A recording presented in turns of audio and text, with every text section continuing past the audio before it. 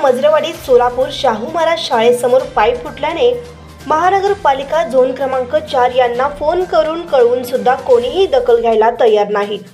पाणी सोडले आहे। सकाळपासून पाईप फुटून शाळेसमोर पाणी भरलेले आहे। आता कुठल्याही नागरिकाला पाणीही मिळालेले नाही। तर महानगरपालिका झोन क्रमांक 4 यांनी लवकरात लवकर येऊन पाहणी करून येथील काम करून देणे अशी नागरिकांमध्ये चर्चा होत आहे। 17,000 भरी में तुम्हारा सुना क्या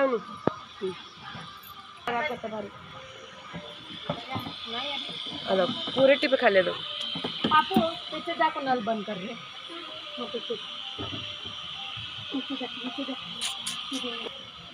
पूरा परे से नहीं अभी बहाने गया अभी कहाँ थे।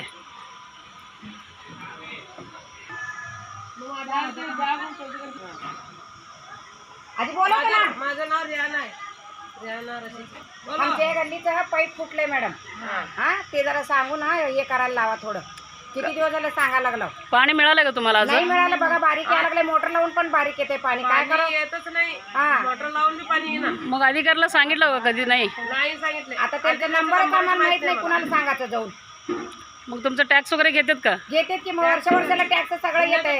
रोडचं टॅक्स, पाणीचं टॅक्स। मी स्वतःहून बी फोन केलं होतं, ते अधिकारी फोन उचलत नाही। मग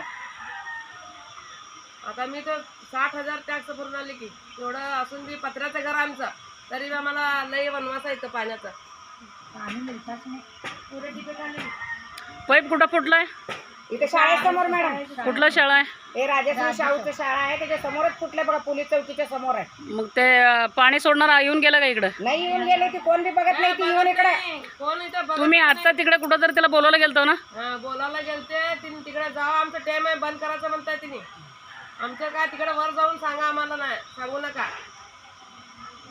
काल पण तिकडे ताई चौकामध्ये लई तक्रार चाललं होतं पाण्यासाठी।